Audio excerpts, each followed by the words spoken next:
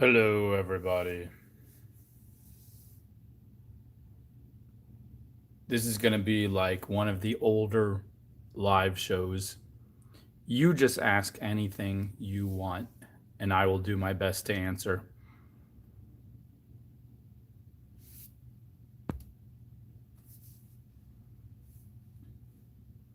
Antoinette, it was restful.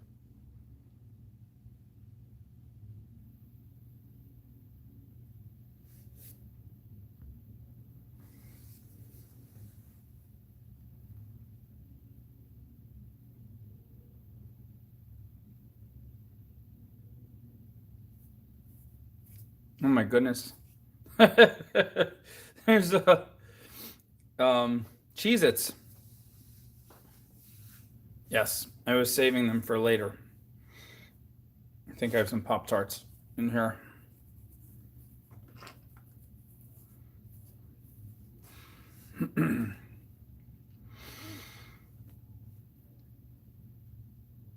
Hello, Connie. Yeah, now I have to pick them up off the floor and eat them, but that just increases my immune system more.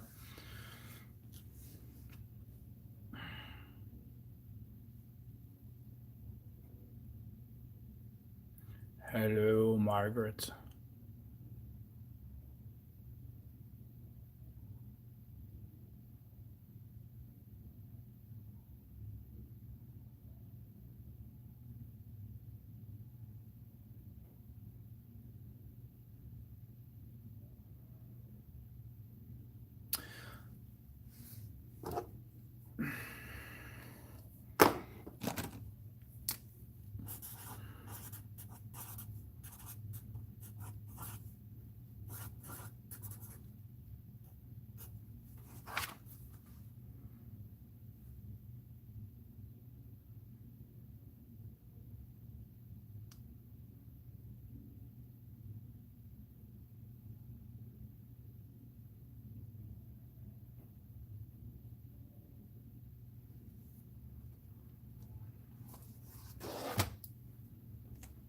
Why don't you love Georgia? It's too humid.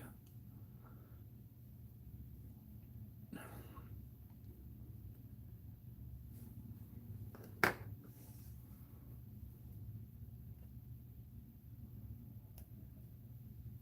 know Missouri is humid.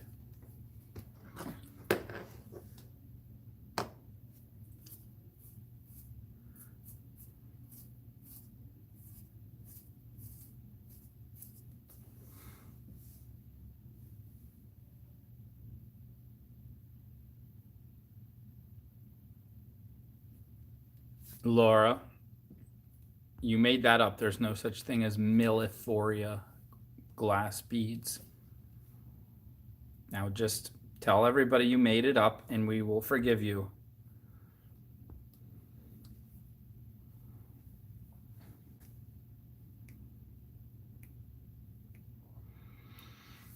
Yes. The only place that's warm and not humid that I know of is California. But they balance it out by tripling the taxes.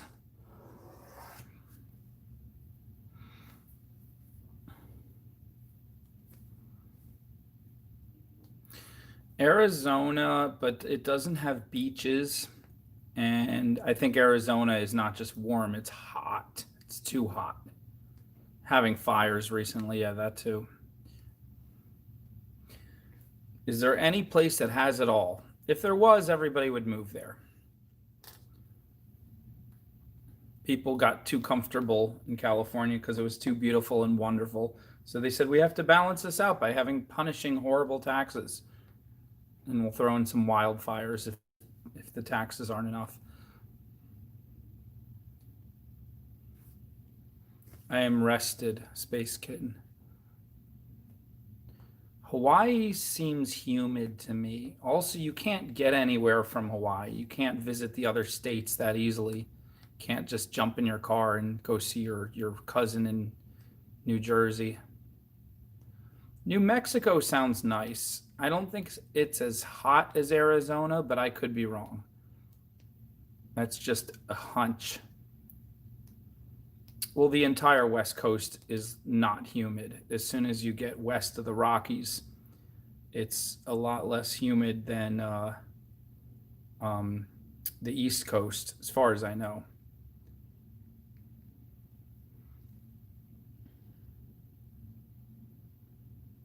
And of course, the Rockies are mostly not humid also.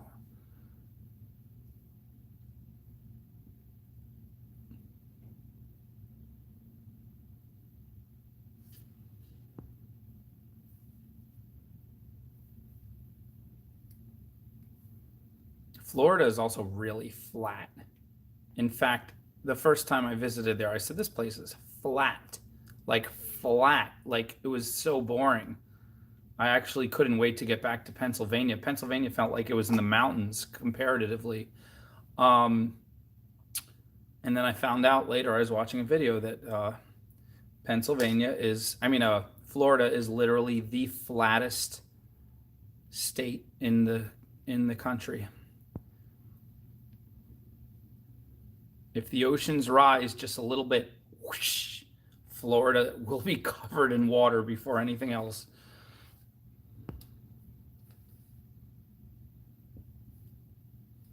Oh yes, the people make Florida interesting. Just Google Florida man and pick anything that comes up out of the list. But I've been to Florida more than almost any other state. It's weird.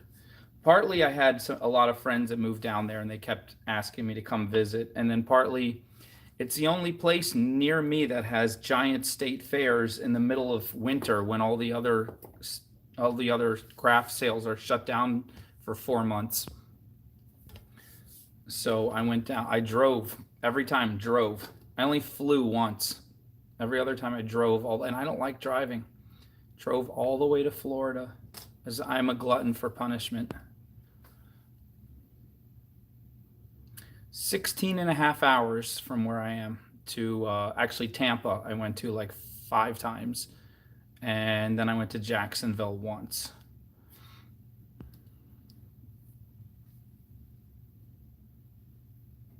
Ugh, Antoinette, that's not a fun drive unless you like driving. Hi, Miss G.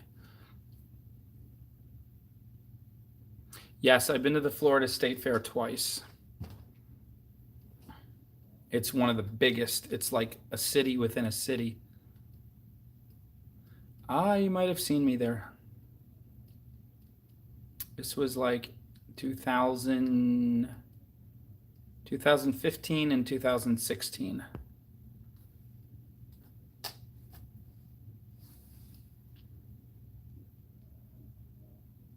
What inspires me? Life, everything.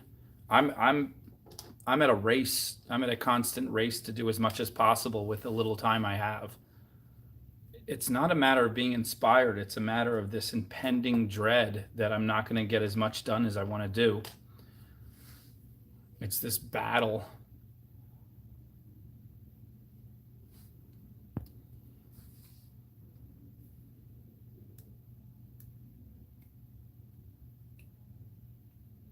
I hate taking time off. I hate resting.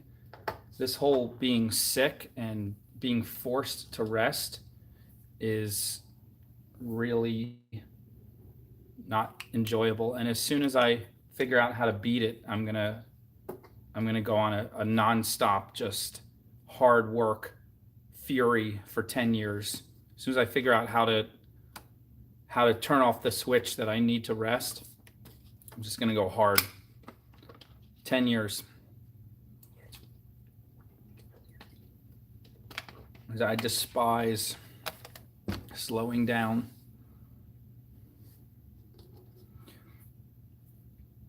I'm literally forcing myself to speak less right now and speak slower because of my voice healing. Trying to speak lower and more resonant. If not, I would have the guitar and I would be a frantic maniac like in some earlier shows. I haven't really been sick. I was sick in March. I'm just still recovering because I damaged my voice really bad. I had a dry cough for like 12 days straight. I mean, like hours and hours of coughing. And I came out of that when my voice was shot, and I thought my voice would come back in a week, like anytime. I've totally lost my voice 3 times when I was a teacher just from yelling. So I figured it would just come back. And after 4 months, it didn't come back. So I went to see an ear, nose, and throat doctor, and he's like, "You have giant swollen vocal cords that they could go away if you're really good with your voice. But if you keep abusing your voice, there you could actually need surgery." And I was like, "Oh, forget that." So I've mostly been trying to be good for the last 2 months, and it's helped quite a bit, but I still have a ways to go. I don't even think I'm halfway there yet. I taught elementary for 5 years. I had kindergarten, second grade, third grade, and briefly I had sixth grade.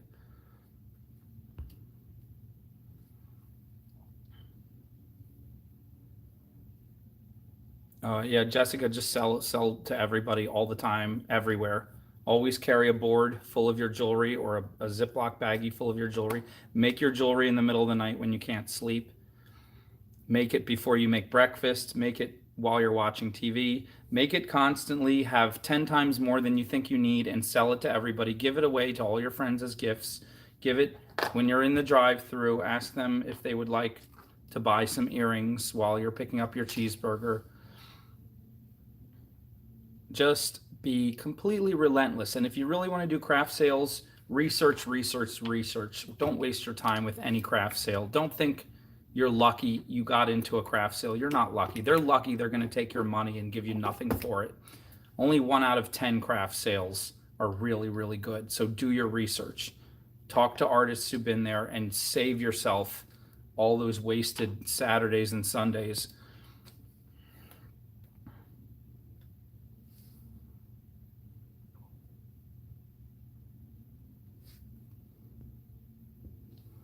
Well, somebody kept telling me they thought it was acid reflux too. I did have acid reflux for a while, so I got on I hate medicine too. I despise pills. I despise medicine. I won't even take vitamins. So I broke my rule. I got on an acid reflux medicine, and I started taking vitamin D, vitamin C, and zinc. Just because I was getting frequent colds even before getting sick, and I just didn't want to do that anymore. So I think the acid reflux medicine helped also.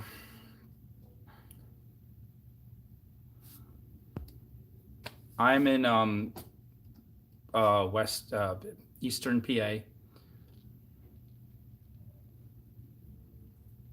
I'm sitting in my used to be post office, currently my store.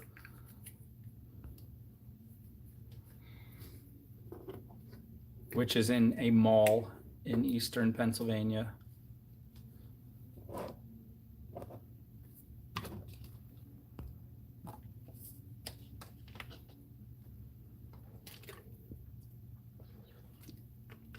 Yeah, I think acid reflux, honestly, I think it's the curse of us wealthy Western society folk. I think, honestly, I was thinking about it today. I think we're wealthy beyond what we realize. There's no people in human history that have had to pay people to get them to eat less. Our entire human history, it's been scrapping to get enough to survive. And I think our bodies are built for that. They even took animals, and they found if they restricted the diet of animals in captivity, I was just reading or listening or something, because animals in captivity, if they feed them regularly, they assume, oh, they're gonna live longer. They have everything they need. Not true. If they restrict their diet and feed them randomly and don't feed them for a whole day quite often, and overall give them less calories than the perfect amount, the animals actually live longer. We were made to scrap and struggle. We were not made to sit around and order takeout and watch, consume tons and tons of shows and just look at a glowing rectangle all day long. And we're not living in reality. Like, that's most of our mental illness, in my opinion, obviously, most of our physical illness comes from the fact that we are not living the way our bodies were designed. Our bodies were designed to never sit, never be still. I mean, that's not true. Sometimes be still, but like an animal, to live like an animal almost. Not like an people say you live like an animal, they mean you're dirty and filthy. That's not necessarily true. Animals spend a great deal of time grooming themselves, which is self-cleaning. Certain animals will spend forever getting the right amount of oil from certain glands to be spread across every tuft of fur on their entire body. Cats clean themselves constantly, and birds, look at them, they're constantly picking at their feathers. But animals are always either moving or they're on high alert and observing and just taking in their whole world. And they rest, and they probably sleep really well because they go out when they use up all their energy. Yeah, clearing your throat, coughing, whispering, all bad. You got to do it sometimes. You can't help it. But yeah, we have this concept of exercise, and exercise used to just be living. Nobody needed to exercise because people were always moving, and people didn't get enough to eat, and they lived longer. I mean, they didn't live longer back then. They didn't have the modern medicine we have, um, but the shorter lives they lived were much more vigorous, and they got a lot more done in a lot shorter times, and their mental health was much more stable, I believe.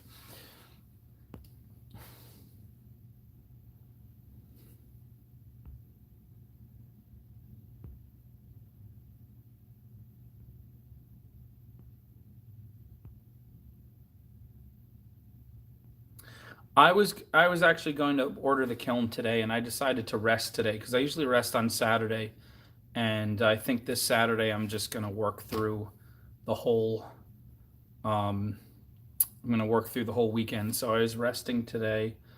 But yeah, I'm ready to order the kiln. I still need to raise money for the slab roller, the clay, the glaze. Oh yeah, well there's a total difference between humans and animals in that this goes to philosophy and religion and everything, and I'm not going to tell you what you should think or even what I think about that, but obviously there's a huge gap between humans and animals as far as like our our beings, who we are.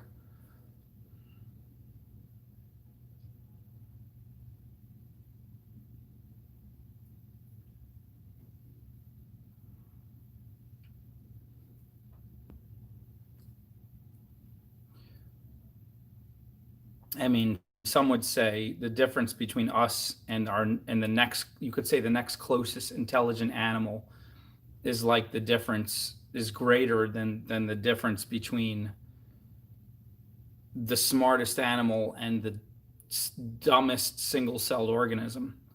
Like, let's say dolphins are at the top of the intelligence scale for animals, or chimps. It's not one of those, like some type of monkey. And then let's just say single-celled organism is at the bottom. They really don't even have a brain. They just have a couple of protein structures that keep them going. Like they're more like a motorized car. Do they actually have thoughts or feelings? We don't know, but a lot of scientists would say that's absolutely not. But anyway, the difference between the highest animal and the lowest animal is nothing compared to the difference between the highest animal and us. It could be not even worth comparing.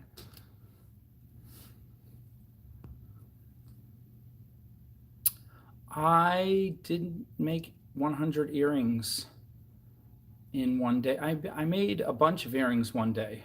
I have not sold them all yet. Still have some sets. I pulled them offline because the next challenge was coming, and I didn't want to get confused for our shipping department. Our shipping department is one person that that I pay to come in for 12 hours a week and put stuff in envelopes. Um, because if it were left up to me, I'd be getting all the addresses wrong because my forte is not dealing with large amounts of information and keeping it accurate.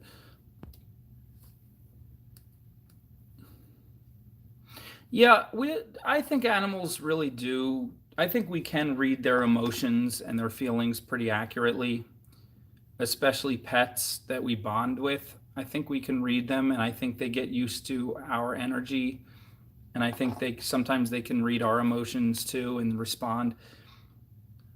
I don't think we're wrong. Like some people are saying, "Oh, you don't even know if cats really do purr when they're happy." Yeah, yeah, we do. We know that. Like I like to take leaps of faith when it comes to what we actually know. And then I also like to be surprised by things we really think we know and we're dead wrong.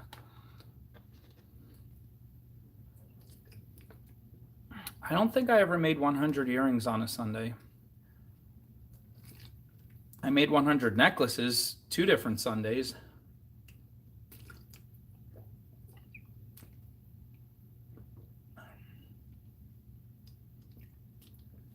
Now, my larger store opened, this larger store I'm in now is opened online, and online has worked better for me than opening in person. So I still haven't opened in person. Oh yeah, the shrink earrings. Yes. No, they haven't all sold. Please go buy some. They're still up. Some are selling, like a couple pairs are still selling every day. I think somebody bought a few pairs this morning and somebody bought a few pairs this afternoon.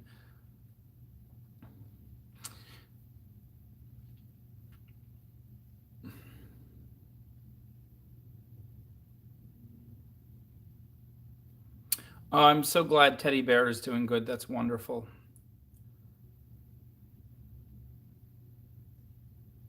I don't know what you mean by side to side stones.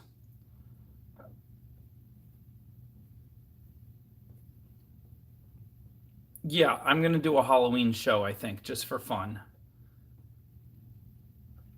Like just make Halloween like really fun kids party earrings and necklaces.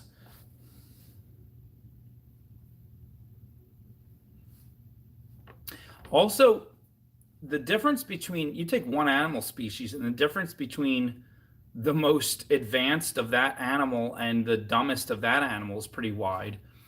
I read this whole story about this alpha wolf that lived around 1900 and had a whole pack, and he would take his pack and go attack all these farm animals, and and everyone wanted him gone, and they hired all these, trappers and people who get rid of wolves to go hunters to go and take him out, and they couldn't trap him, they couldn't poison him, they couldn't kill him. He was smarter than all the humans who came after him, and he seemed to be having a bigger spirit than almost any other animal. And the one man who was the greatest in the country, who they finally hired to get him, he finally figured it out. It took him over a year. And when he finally caught this alpha wolf and killed him, as he was slowly dying, he said it turned his stomach and upset him so much to see this grand creature finally taken down by his hand that he never hunted again for the rest of his life. He never did anything involved with trapping.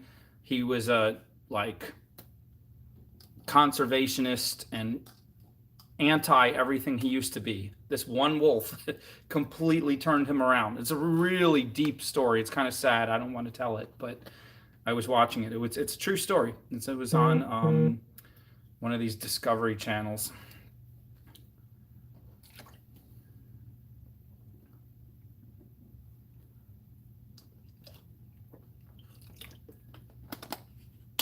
Another thing is we're afraid of wild animals because we live in safe places, and the idea of a wild animal like chasing us is like horrific, like instant death in our brains. I know just one wild dog that gets out and chases you is terrifying, the first time it happens, if you're a kid especially. But You can't imagine what a lion would be like or something. But in reality, with lions or bears, um, in reality, most wild animals, until they're around humans a lot and get familiar with humans, and especially if they start going through trash and start, interacting with humans on a regular basis without humans hurting them or anything, they become very dangerous. That's when they become dangerous because they get used to humans. But wild animals, when they encounter humans for the first time or the first few times, they're terrified of us. Doesn't matter if they're 3 times our size, 10 times as strong. They're terrified. We look like freakishly weird aliens. Why are we standing on 2 feet? Why do we look like something they've never seen before? Why are we hairless? Why are we like looking at them? They are horrified of us. And it's almost like they can sense that there's a heavy spirit or intelligence that we carry that is greater than theirs. Yeah, we probably smell unusual to them too. If we're wearing all kinds of perfumes and chemicals in our clothes, we probably smell all kinds of weird to them. No, I don't teach classes. I don't like teaching. I love teaching and I hate teaching. I love helping. I love building someone up. I kind of like coaching. I think of it like coaching. I like coaching. I don't like um I guess I don't like setting up classes and following up with homework and like setting up structured that kind of thing. I don't mind going to things. I always did well in school and in college, but I don't like setting those things up. I don't like I taught guitar lessons and piano lessons to like new people a couple times when I was a teenager. Hated it. Um,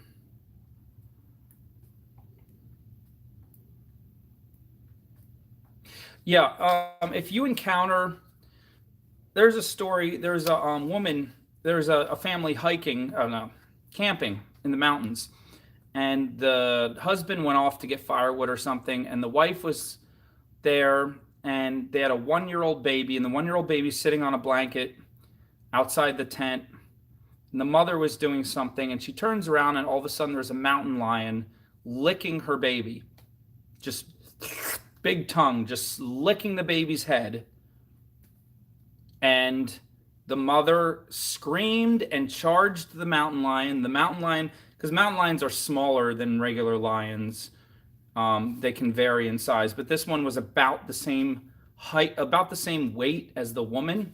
So she charged the mountain lion, and the mountain lion jumped up on its hind legs to pounce on her, and she charged right at him and caught both his paws, like his wrists, you could say, caught them, and the mountain lion was like startled, like was not expecting this. And so she was face to face with him, and she screamed in his face like only a woman can scream, "Get away from my baby."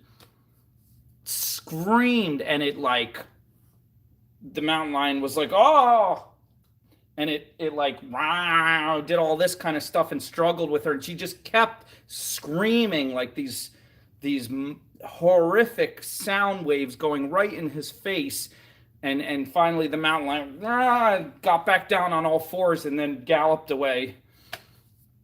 And later, talking to a wildlife person, they said when the mountain lion is licking the baby, he or she was literally cleaning any sticks or dirt off of the baby that might be on it before taking a bite. That was the procedure. And the woman did pretty much the only thing she could have done with her size and strength, which was attack the predator head on, show him it's not worth it, and freak him out as much as possible by shrill, high-pitched screaming in his face. She did exactly everything right. But I was camping with the army up near the Canadian border northern New York State, and there was a there was a bunch of black bears that got into our camp. They smelled the food and the trash and everything. They were so cute. They looked like big teddy bears. Looked like big dogs. They were so cute. I kept running out. I wanted to pet them. And they kept running away. All the other soldiers were terrified. I was young. I was like 21. All the other soldiers were in their 30s, 40s, even 50s. Some of these old National Guardsmen who are just still in to get the paycheck. And they were terrified. They were all scrambling to get inside their Jeeps, get inside their tanks, hide from these bears. I thought they were great. I ran up to try to pet them, and they kept running away from me. One, I chased them all the way across the field. Everybody thought I was insane, but they're small. They're black bears. They're not grizzlies, which are brown bears. They're small. They're like basically the size of a human, but much fatter. But then they're on all fours, so they're like lower, and some of them are even smaller. And but there's a big one. This big one, he decided he was going to get some food, and when the truck would come in every day from the main camp to bring food to our encampment, and hot food. Sometimes we had to eat these prepared meals that are packaged up. Other times we actually got hot food from the main camp. So this truck was coming in to bring the main food, and the truck pulled up, and this big alpha black bear, he came around the corner, and he decided he was going to get some food, and the truck driver jumped down, and this was a sergeant. I loved him. He's only about 5'6", red hair. I don't know if he was Irish or Scottish or what, but he was the funniest guy. He was brutally funny. He would just make fun of everybody. And he jumped down from the truck, and the bear came up to him and was like, get out of the way. I'm going to get this food. And he cursed a blue streak in this bear's face. Get the bleep out of here, you bleepity bear. He's screaming at him. And the bear did not like this. So he stood up like this on his hind legs to show, look, I'm way bigger than you. Okay. And without missing a beat, this Irish Scottish sergeant started kicking giant amounts of sand in the bear's face and kicking sticks at him and scream, I don't give a crap how big you are, you piece of bleepy bear. Get the hell away from my truck before I bleep you up, bleepity bleep. And the bear went, got back down on his hind legs and ambled off into the woods. It's exactly what you do. You make yourself bigger than them, you face them, and you make them decide that it's not worth their trouble.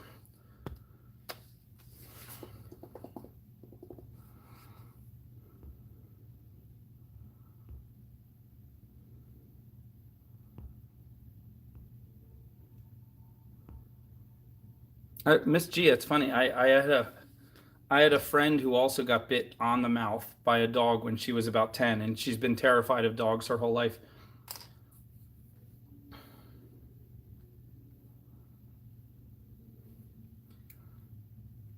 Animals are weird. Animals, no matter how much they become pets, deep down inside, they are wild. There's something wild there. Domino, my favorite cat of all time, adore him. He's like a puppy dog cat. He's the most loving cat. His favorite thing in the entire world is to cuddle up against someone's chest when they're laying on their side. He likes to spoon. He likes to put his back against your chest and have you pet his head and rub his belly while you're laying on your side. If you do that, he purrs so hard that he almost chokes, and he purrs himself to sleep.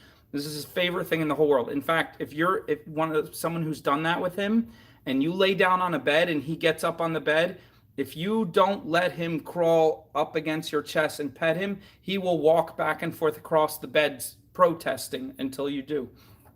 Wow, wow, and then he'll nip you.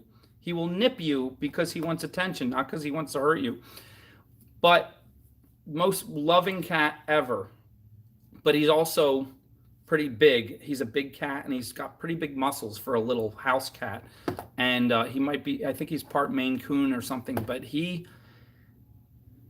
I would rough him up when he was younger. I would put a sock on my hand, or he would tear my hand up because he got pretty tough, and I would, rough him up, and he'd be on his back kicking with all four claws, and I would go like this, and I'd grab his head and rough him up, and he'd fight back. I'd let him win a little bit, and then I'd get him, and I'd let him win. One day I got a little aggressive, and I went, and I kept winning, and I wouldn't let him win, and I kept grabbing his head and like being too aggressive with him. And he couldn't take it anymore. He's kicking, and he's like, get off of me. And finally I let up, and he like kicked away, and he like walked away. And I was sitting this was on my bed. So I'm sitting on my bed, and he walked around in a circle behind me. And then all of a sudden I looked over my shoulder, and I just saw flying through the air, he just dive bombed, just jumped, leaped up in the air, landed on the back of my shoulder with all four sets of claws, and bit my shoulder. And I was like, whoa! And I threw him off of me. He is not, he is the sweetest cat in the world, but he will not be bullied. And he's fought off raccoons. We watched him chase a raccoon out of the yard several times. When other cats like try to just come in the yard and be like, oh, I'm a cat too, he literally chases them out, smacking their butts as he goes. He's tough. If he was the size of a lion, we would be in the hospital. Everyone in my family. Just from playing, not even that he would try to hurt anybody. That's my story about how animals are wild. Like the sweetest cat, the sweetest little house cat in the world, if he was just 4 or 5 times bigger, it would be trouble.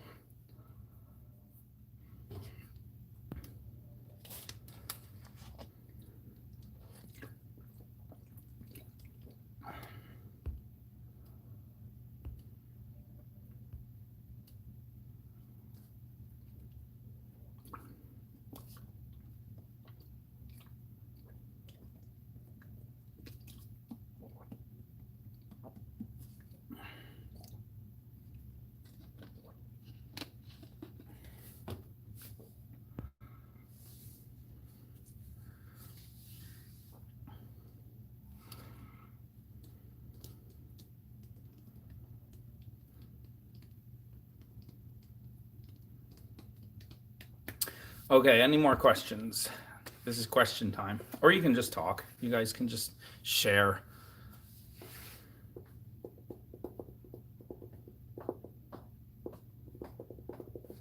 Want to see an elk antler? Isn't that neat? That's elk. This guy who gave me all these deer antler tips, he's like, here, you want an elk antler? I was like, sure. A floppy cat?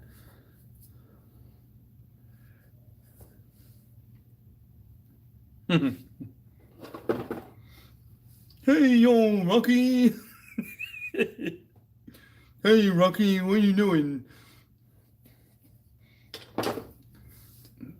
Some of you are too young to remember that. You're going to find out this Sunday what will happen to the antlers.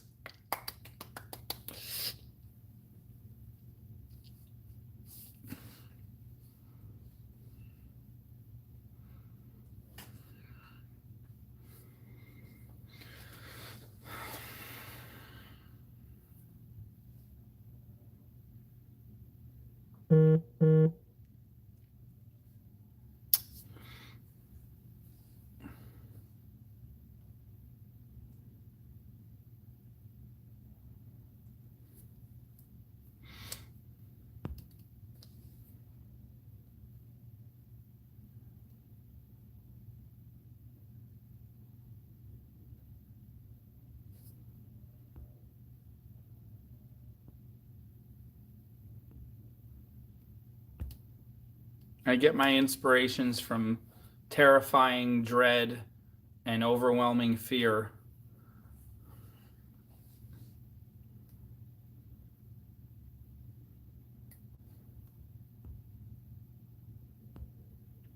Um, I just buy beads from AliExpress, semi-precious stones. I always get really good ones.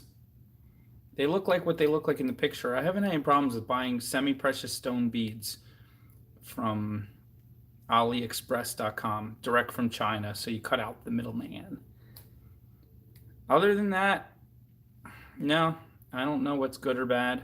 Fire Mountain Gems is really good, but they're really expensive. Like, really expensive. And they'll be like, oh, deals, discounts, coupons. No, they're charging you a lot more than you can get those stones for cheaper. Baxter Monkey is the queen of eBay, just finding amazing deals. But if you want to spend the money and you know the exact stone you want and you want it to look like really good, Fire Mountain Gems is a good authority.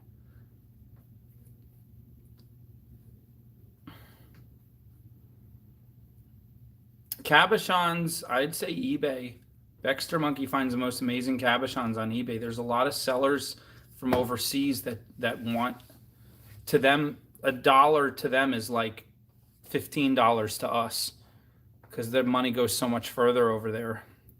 And it's hard. Sometimes they have too much inventory and it's hard for them to move it, and they get excited if somebody's gonna buy, especially if you're gonna buy a bunch, especially if you keep coming back. Baxter Monkey says you develop relationships with different sellers. I don't know how that works because I don't develop relationships with anybody. As you can see behind me, nobody's here. Nobody likes to be near me, but she knows. Fire Mountain Blues, Monkey Chunks.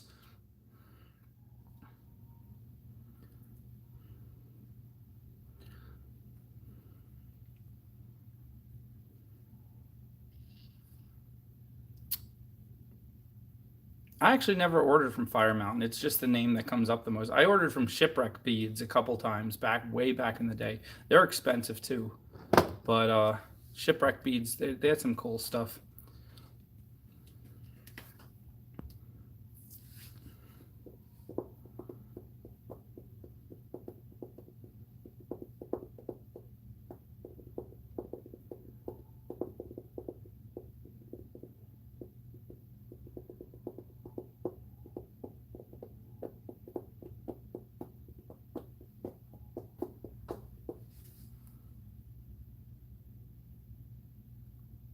Purple Alien. Oh, I love your name, Purple Alien. That's my favorite thing. I made Purple Alien earrings, and they were my favorite thing, and nobody wanted to buy them. And that just made me even more happy because I got to keep them longer. They finally sold. But Purple Alien, you have to watch my video. I made it twice. The second time I put in graphics, but it's called, wait, what's it called? One of the first videos I ever did. I was just sitting on the bed filming myself in the morning. I forget what it's called now. That's not going to help you. But basically it says, just make ugly art all day long. Just make ugly art, make it ugly, make it uglier, keep making it, keep making it, keep making it. That's the only way you do anything. It's like, how am I going to play a concerto and not have it come out sounding ugly? By playing your instrument for 10 years, 4 hours a day. That's the only way. And by getting up on stage as often as possible and playing as bad as you can until you're not playing bad. And even by default, you can't help but play good. You've worked all the bad out of yourself.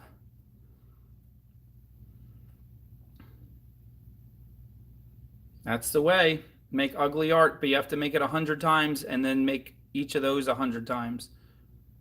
So that's 10,000 pieces of jewelry or art.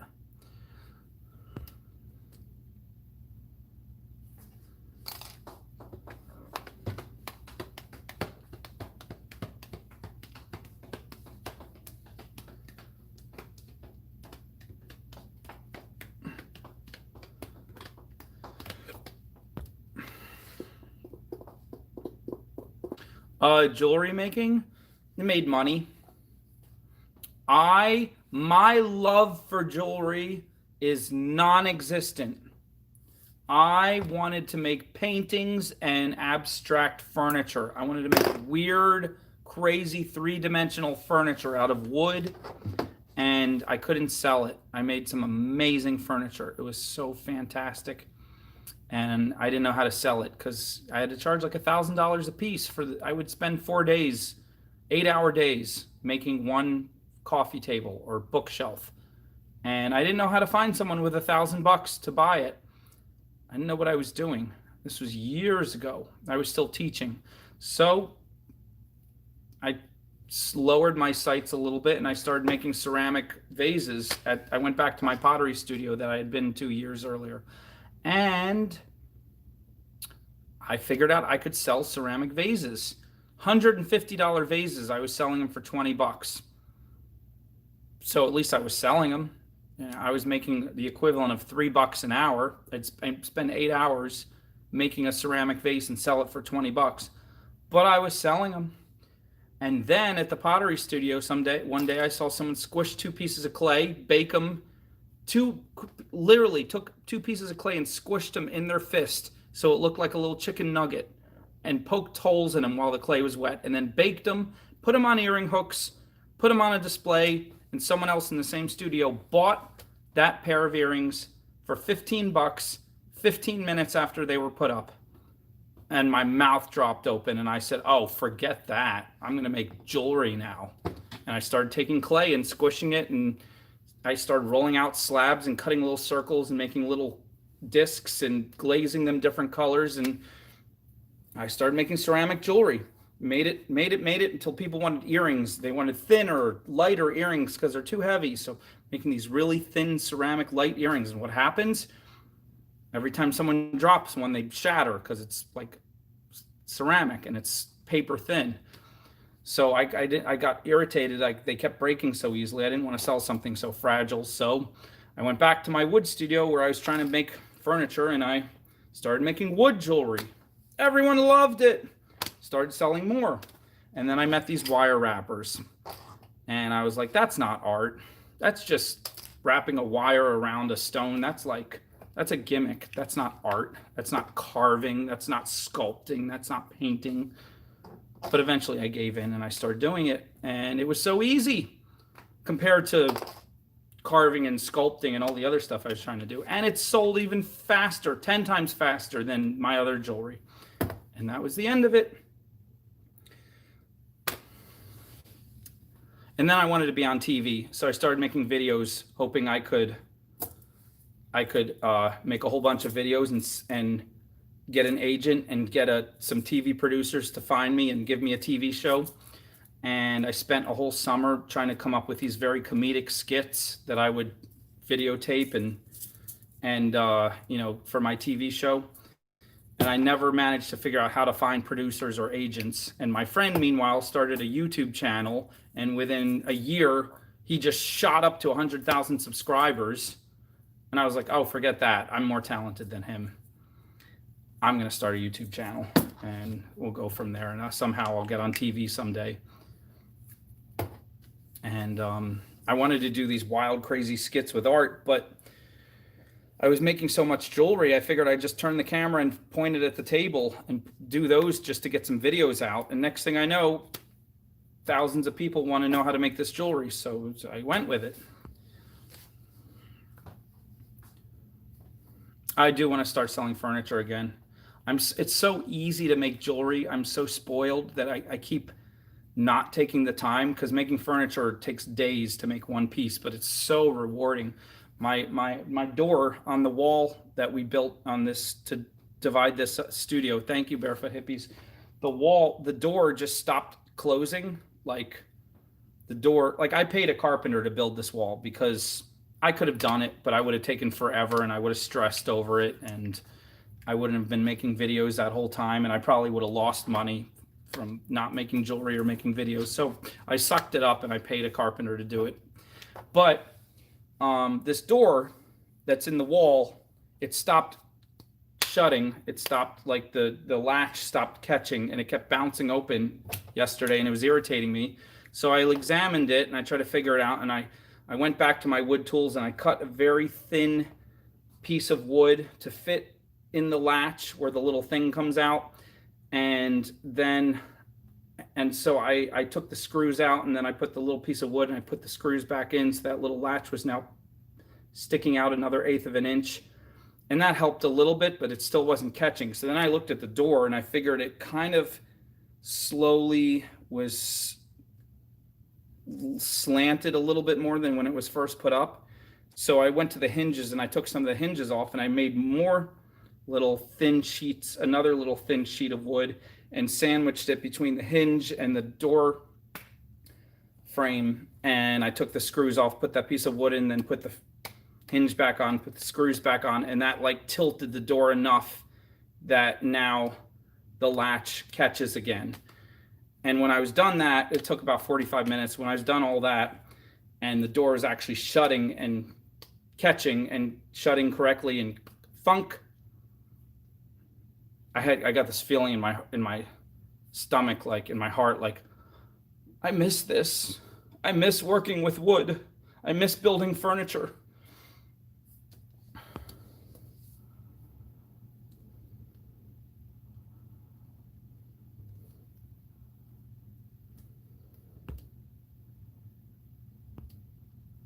Oh, thank you, everybody. I just told all of you that I don't like jewelry, and you're all being super nice. I was waiting for everybody to get offended. Lynn, I'm inside a former post office that I now is mine, all mine. Except I can't stand this red, white, and blue stripe. I have to paint over it one of these days.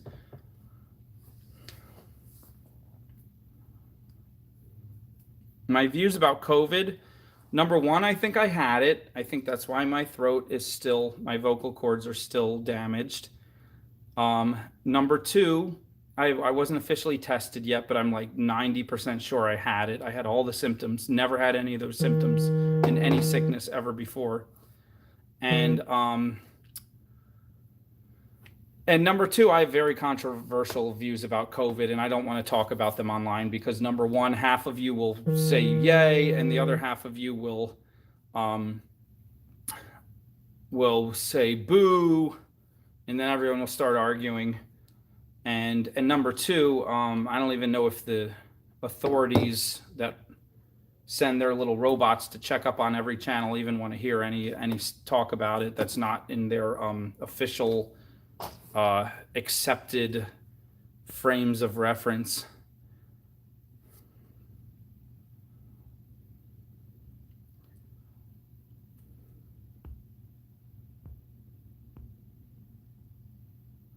But I will tell you something. Any of you who are afraid of getting it still, if you are the teensiest bit worried, sorry, I'm just playing with this ring I just picked up. I will tell you, from everything I learned, this is the only non-controversial thing I'll say. The safest thing you can do, besides being super in shape and fit and drinking a lot of water and obviously you should be super in shape and fit, and COVID will, if you catch it, you will much better chance of surviving it. But you can't make yourself super in shape and fit like in the next week. It takes about a year from wherever you are, probably. If you're not there now, it'll probably take you a good year to get to a place where you're so much more fit that you definitely are going to just kick its butt and it's not going to get you too bad. The thing you could do right now to protect yourself, I'm not going to say any of that stuff you see on every single store if you're in one of those states that's really tough with the lockdown. All those signs telling you what to do, not going to say any of that. Vitamin D. Start taking vitamin D and zinc. This is not controversial. There's no dispute. This is completely scientifically across the board. Everybody on every side agrees with this.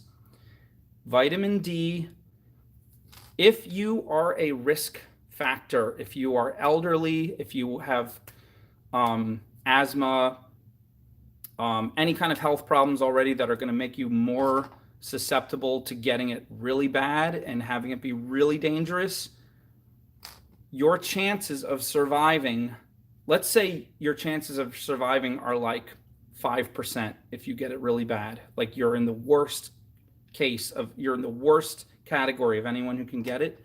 They will jump from 5% to 95% if you simply take vitamin D and zinc. Totally not a conspiracy theory. This is 100%.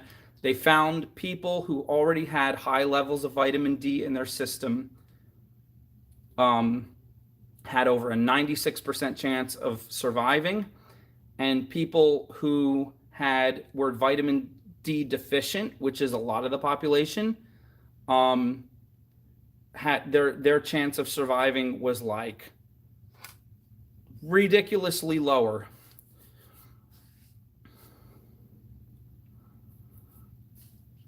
But yeah, you can get it from sunlight, but the cheat is to just pop some pills. But yeah, sunlight is probably good.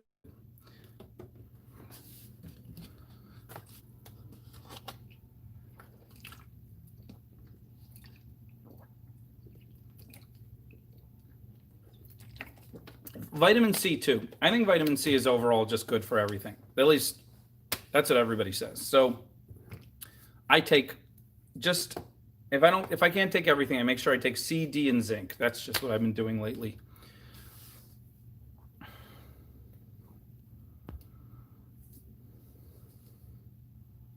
Well, Barbara, start taking vitamin D, and because you don't have to take a vaccine yet if there isn't one out yet.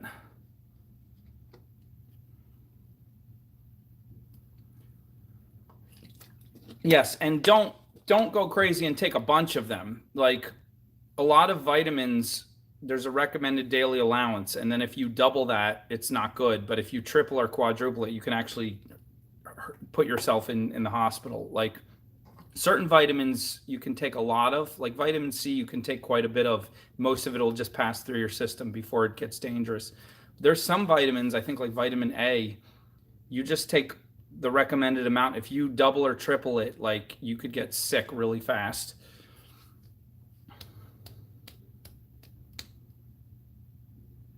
Oh, yes, Beverly, I was going to open her box tonight. It's too late now. I'm going to do it tomorrow. I'm sorry. I'm sorry, Baxter Monkey. I know you've been waiting so patiently. I will aim to open your box tomorrow. I have it right here. I don't want to go longer than an hour, and we're already at 2 minutes to an hour. I'm going to tell you, as much as I just talked about vitamins for 5 minutes, I really don't believe in superfoods. I believe there's healthy foods and there's not as healthy foods, and then put all of that over here, and the main important thing is how active are you? How much do you exercise? How do you live your life? And that's not just exercise, like emotionally, do you hold grudges? Are you always angry?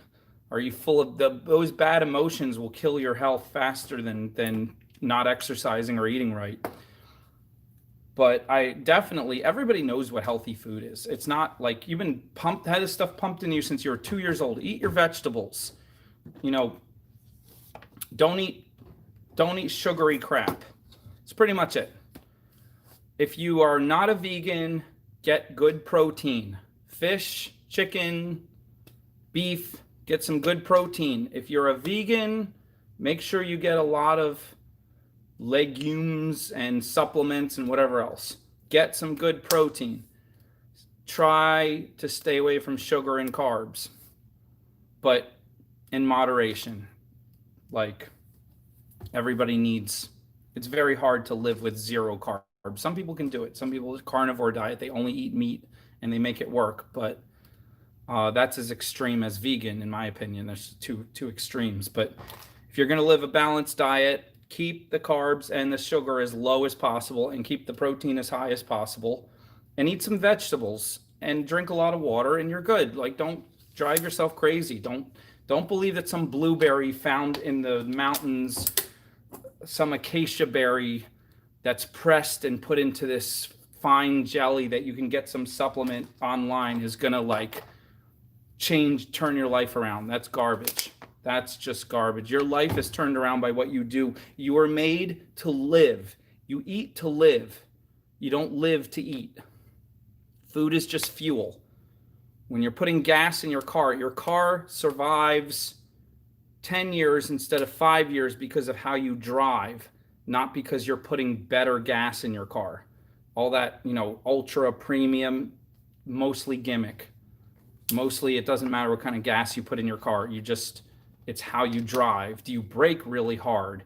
Do you take corners really hard? Do you, rev up and slow down, and, do you get in accidents?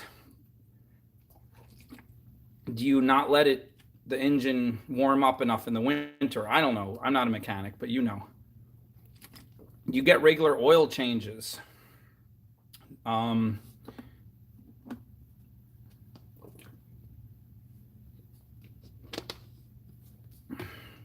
You get your tires rotated, all that good stuff. That's the same with your body. Like when you wake up, do you have a positive mindset? Are you living for a goal? Do you live to be good to other people? And do you live an active life?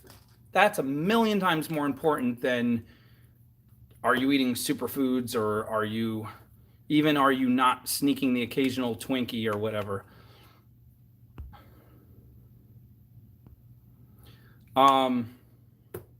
It's funny. I was going to play Michael Torella's. I have his channel set right here. I forgot. I was going to play his channel to have background music because it's non-copyright, so I won't get any copyright strikes. He does a lot of guitar playing and singing, so I'll do that next time. But I was going to play just his guitar music in the background the whole time.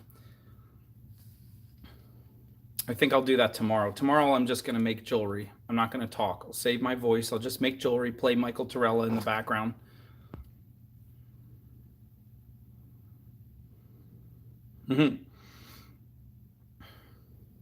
That wooden flag is going to make me a big sign that says Matt's Crazy Art. I'm going to have it behind me when I do these shows. I told him I wanted to paint the wood first before he carves it, but maybe I should just let him carve it because I'm never going to get to it. I always make a list of 100 things to do, and I end up doing 4 of them if I'm lucky. Oh, yeah, if you've eaten bad your whole life, you could turn your health around quickly. Eating bad is not nearly as bad as living bad. If you've sat on the couch for 20 years and, walking a block puts you completely out of breath, that's harder to reverse than if you were eating junk food, I think. But either one, you can totally reverse it. You can become, look at inspiring stories online. There are people every day, like, totally turn their life around in 1 year, became someone who nobody recognized. It's totally possible. You just have to hit it really hard and be committed to it and be willing to put hours into it. But totally you can do it. I'm planning on, I bought some weights. I got my dad, who's in his 70s. I got him lifting weights. He started out with the little baby weights, the little colored weights that are made for like little 13-year-old girls. He started out with those, lifting them every day, just not really any specific way, just walking around the house, lifting them up and down, putting on some music. And then he got up to slightly bigger ones. Now he's lifting 12-pounders, which look way bigger than those little colored ones. And now he says when he gardens, he has more energy. He doesn't get winded so much. And he's in his 70s. Like, here's one I read. They took a whole bunch of nursing home patients, end of their lives, probably the last 5 years of their lives, some of them not able to walk. They took nursing home patients and they gave each patient a professional weightlifting trainer. Professional. These nursing home patients each got a young, fit, professional weightlifting trainer, and they had them lifting weights. Now they're nursing home patients, so they started them out very low, and they knew how to calibrate it so they wouldn't get injured. But they had nursing home patients lifting weights for 8 weeks. That's it. 8 weeks. After 8 weeks, these nursing home patients tripled their walking speed.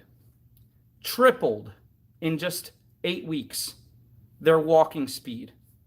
Did they even need to be in those nursing homes? Or was that just a matter of slowly giving up over the last 30 years of their lives and not trying to be healthier? September flag giveaway. I'm going to get that.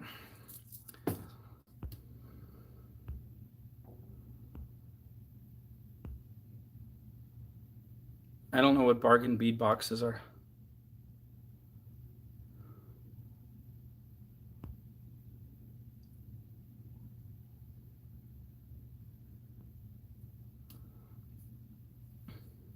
Well, Baxter Monkey has the answers. Pig's feet and peach cobbler. Yeah, just lifting weight. You'd think, well, I don't mean just lifting with their arms. I mean, on those machines where you put the weights on your legs and there's a hinge and you're lifting, you can't see what my legs are doing. I'm like demonstrating as if you can see my legs. But, you lift your legs like this and then, holding onto weights and doing squats. So they were weightlifting with their whole body with a guided trainer, making sure it was the right amount of weight, enough to push themselves a little bit each day, a little bit more each day, when to stop, when to rest, so they didn't push too hard, but they also didn't slack off.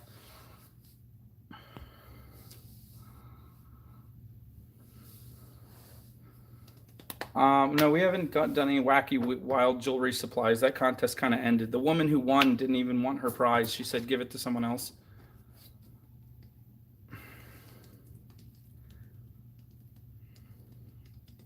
I want to get an exercise bike for my dad because he's been wanting to go to the gym and they're mostly closed.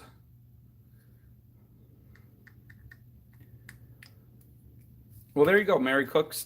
Get down on your knees and hold onto the couch and slowly get yourself back up and then get back down and then get yourself back up and then get back down. Do that 5 times until you're exhausted and then relax. And then maybe if you do that once in the morning, try it once in the evening, get up and down 5 times and then try that once a day. I bet you in a month you'll be like, woo, I can get up and down, jump up and down. What did who say?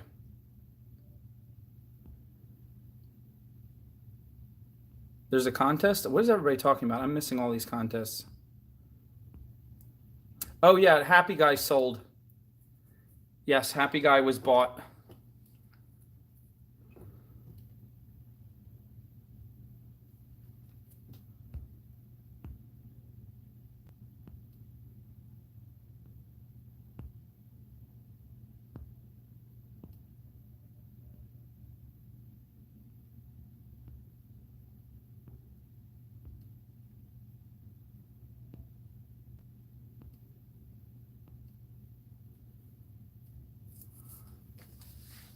I think I'm caught up on comments. If I missed anything, say it again. I'm not ignoring on purpose.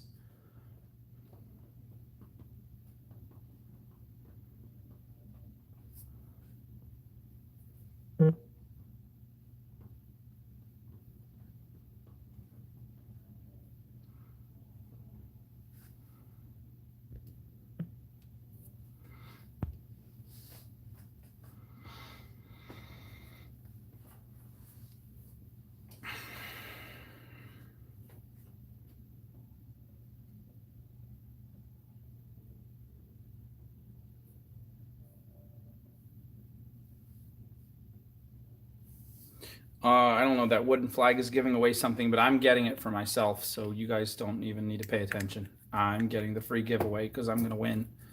I don't even know what it is, but apparently there's a giveaway and you can win.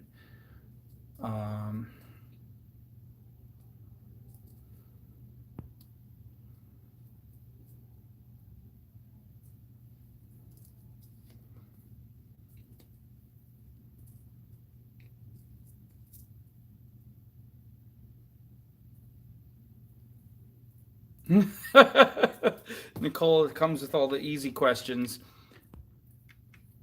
I don't work with sterling silver. My customers generally range between $5 and $40. So sterling silver would be way out of that range. I have sterling plated silver with extra coating, so you don't have to ever polish it. And as long as you don't scratch it, it stays shiny almost forever. So I prefer to use that.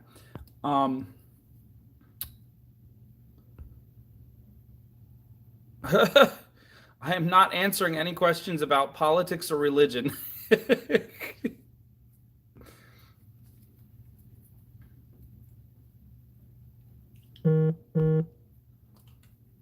is funny. Funny questions today.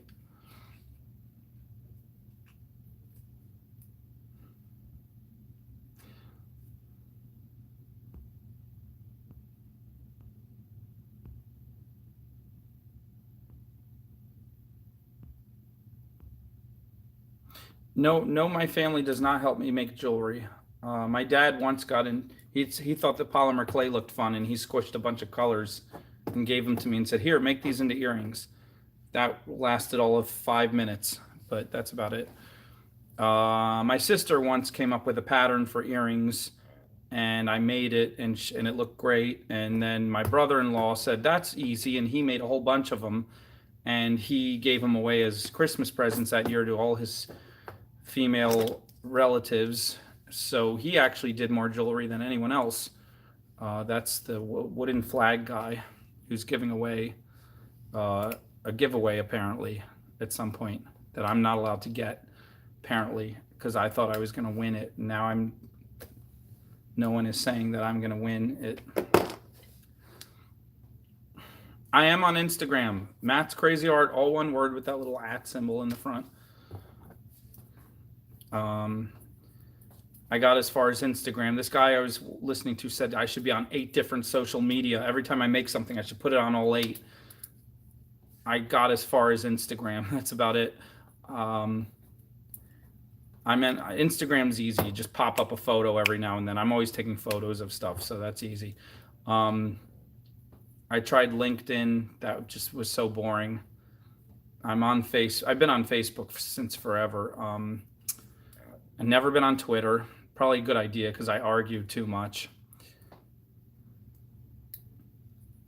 Yeah, we found this clay in the creek once, and we used to dig it up, and it actually baked to cone 6 at my studio, which was exciting. We had to mix it with regular clay though because it was so coarse. It needed to be refined. And then I temporarily got on that teeny bopper social media because apparently you can make 15-second videos, and that one was blowing up. So I reluctantly got on that one briefly, but now that one's going to be canceled anyway, it looks like, because it's there was all kinds of conspiracy of China stealing data information or something. So I'm glad I don't have to think about that anymore.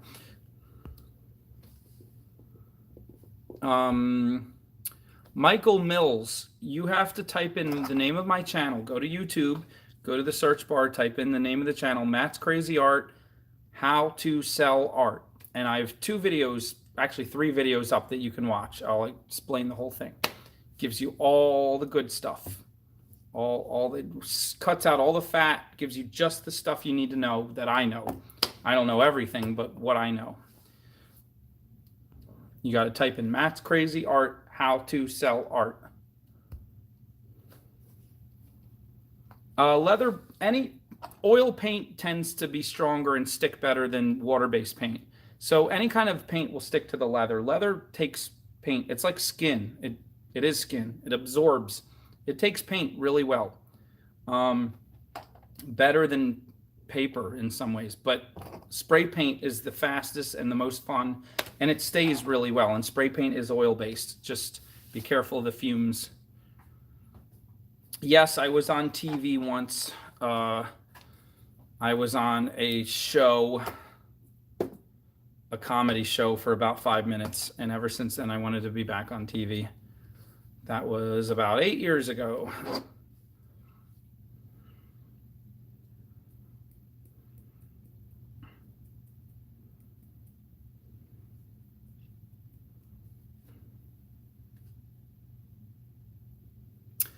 Almost all metals oxidize, meaning they react to the oxygen in the air and they turn colors, what we call rust, or tarnishing.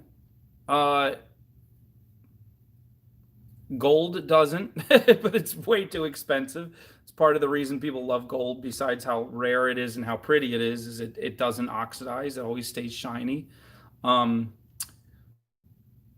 um, there's alloys, there's combinations of metal that don't, like stainless steel, German silver, which is 3 different metals that it looks like a dull silver, but it doesn't ever tarnish. Oh, the leather blanks I get from Michaels. You can get these blanks with snaps already attached. You can get the braided ones, or you can just get the plain flat ones. They're basically $10 for 8 of them, so they're like $1.15 each. German silver turn your skin green? Really? I did not know that. Yes, I've been wanting to do videos where I just go to the thrift store and buy a bunch of old jewelry, take it apart, and make new jewelry. That's on my list of 100 things I want to do. Yet, when you buy Parawire, the coating is really good. So that's why I always recommend Parawire. Parawire. They have really good coating. The only thing is if you're wearing rings or bracelets and you rub them and rub them and rub them, the coating will wear off eventually. But other than that, earrings, necklaces, the coating will stay on there for years for most people.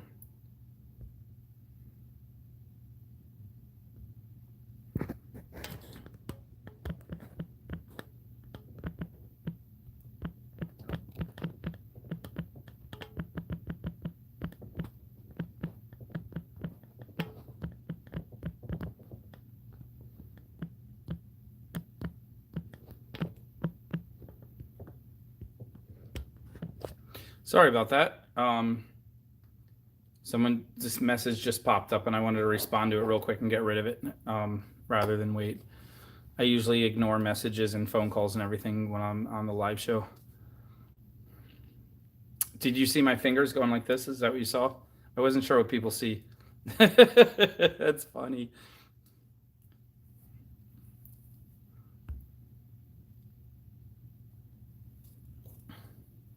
I actually was going to ignore it, and then I accidentally clicked on it, and it came up, so then I had to answer it, or it would look like I was ignoring the person. So I was just like, talk later, show I wasn't trying to ignore the person.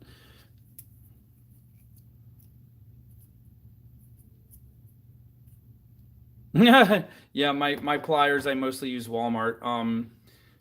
Somebody gave me these really nice cutters that I love, and then Baxter Monkey sent me like 15 more types of pliers. I don't even know how to use half of them. They're all real top of the line, and I'm gonna learn how to use them soon, very soon. But for now, I just stick to my Walmart pack, this pack, and then these two, and then pink cutters. They're $8. So I buy them over and over again, even if they break, even if I give them away, because they're just $8 for 3 pair.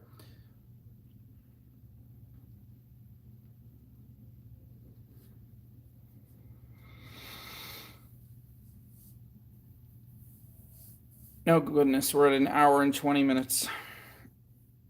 I would give them away if somebody was like, "Ooh, I really want that pair. That would change my life." I would be like, "Well, then you can have this pair because I'm never going to use it." Just kidding. Baxter Monkey gave it to me. You can't have it. It's just going to sit here and collect dust. Yes, I still pretend to play drums and guitar and bass guitar and piano. Those are the 4 instruments I pretend to play.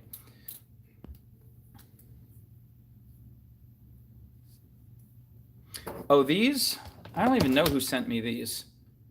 They're literally, the round nose, these are literally the same. Like, there's no difference. I mean, these might be a little stronger. When you bend this way, these sometimes, if it's really tough wire, they'll separate a little bit, but I just power through it. But these, yeah, I don't really feel a difference. I just used them because I couldn't find the purple ones one day. 30 pairs of pliers. Oh my gosh. Yeah, I only use flat nose, round nose, and cutters. That's it. Plain needle nose, round nose, and cutters. I don't even like that these have like cutters on the end there, because every once in a while I accidentally cut something I don't mean to.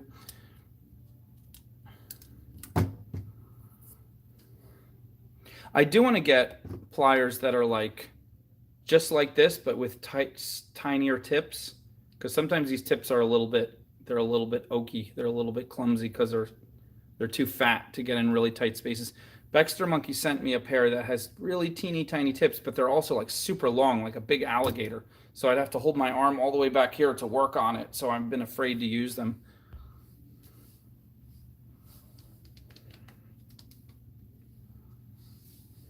Yeah, I pretty much use my hands for the most part. I've been trying to use my toes so I can make 2 pairs at the same time, save on time. Oh my gosh, you guys are crazy. You buy tools the way I buy folding tables. I love folding. I'm addicted to folding tables. I just keep buying folding tables, and then I say, I better clean this off. Now I'll just leave all the junk on it and buy another folding table.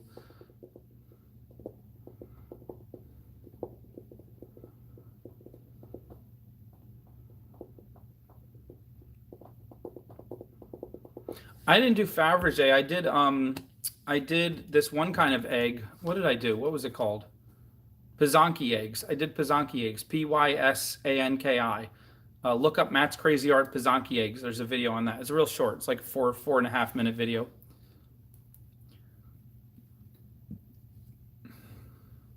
No, Justice. Your name is the Turkish Punisher. That's the funniest thing ever. Pysanky, there's no Y. I think there's a Y in there. Is it just an apostrophe? No, the eggs were, I think they were just poked and the yolk was drained out. They were just hollow eggshells. They're really light. Turkish Punisher. So funny. Where did you come from? This is like, I feel like I'm in a comic book novel all of a sudden.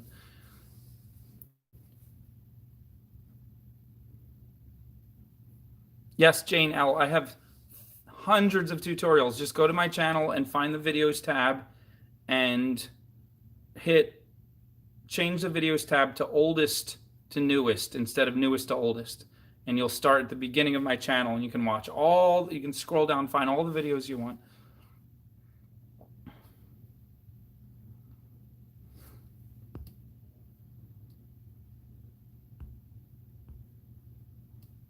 It's a nickname. Like, everyone's like, hey, your name is Samantha. We'll call you Sam. Your name is Michael. We'll call you Mike. Your name is Richard. We'll call you Rich. Your name is Davy. We'll call you the Turkish Punisher. That's what all the kids, when they were 9 years old, they're just like, yep, Turkish Punisher sounds about right. We got Nick and Davy and no, it was Nick and Mike and Jan and Sam and the Turkish Punisher. Yeah, it's got to be a wrestling name. Barefoot Hippie's name, she called it. Oh yeah, I could get lost in the hardware store, especially when I was building furniture. Oh my gosh, hardware stores like Disney World. That's how I am in Michael's beads section now. I'm just like, ah! How I have grown and matured. I went from hardware to beads. Oh, that wooden flag has made me a guitar, so now I shall have it for next time. You can go to Baxter Monkey's playlists. She has her own channel full of playlists.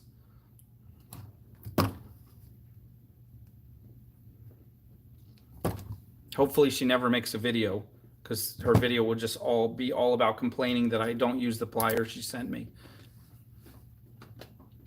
Bex, that wooden flag has been working on this guitar since 1957. He doesn't look that old, but he's been working on it that long.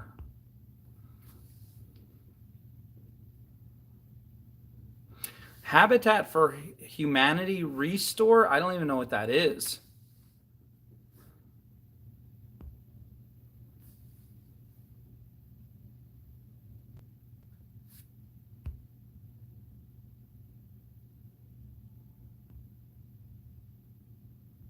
Turkish Punisher, I love your name. I'm not saying it's bad. I adore it. I think it's hilarious, and I think the funniest thing is that your first comment was, "Is there justice in the world?" We all love your name. We weren't picking on it. We weren't saying it was bad. We think you should come here all the time. Also, Turkish Punisher, you should know, my best friend when I had a kiosk in a mall, my best friend was this woman from Turkey. She was the toughest chick I've ever met.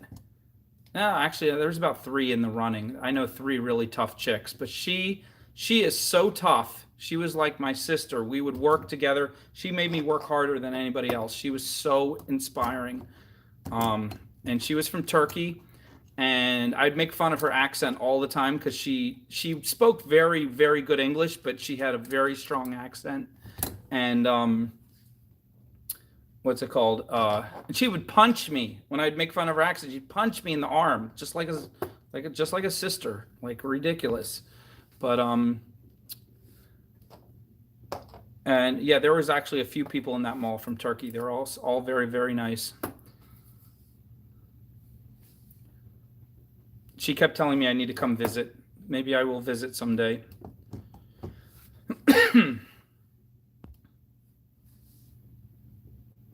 Yeah, I need to do more woodworking. That wooden flag and we did a piece together where he designed this thing that said, "Not all angels have wings, some wear scrubs."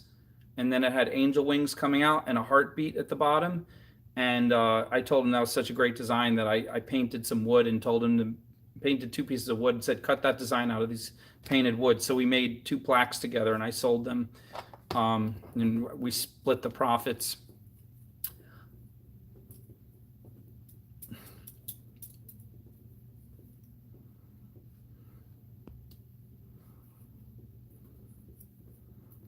I think you just click on her name, Baxter Monkey. 246. The other 245 are terrible. It's only 246 is the good one. 241, 242 are the worst. 243 is okay. 244, nah. 245 is pretty bad. 246, she's the best.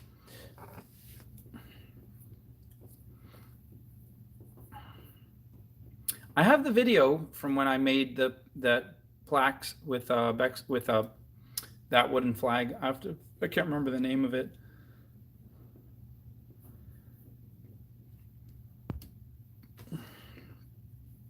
All right, I guess we're going to hit an hour and a half. I'm cutting it off at an hour and a half. I need to rest more. I hate resting. I'd rather just burn out, but I don't want to lose my voice forever and have to have an operation on my vocal cords. So we're going to cut it at 1:30. I found this app. I forget the name of it. I'll have to text it to you, where I have myself playing 5 different instruments recorded on top of each other in little windows. You've probably seen people do that on YouTube. I found an app to do that, but I only played with it once or twice. All right. Good night, everybody. Throw in your last comments. 30 seconds left. Any last questions? That wooden that wooden flag and Turkish, what is it? Turkish Beast? What was his name? The Turkish Punisher. Come back again. We'll hope we see you a lot of you, because we love people from all over the world, and Turkey is a really great place.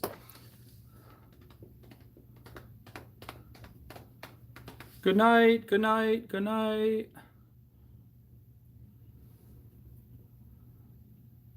Bye.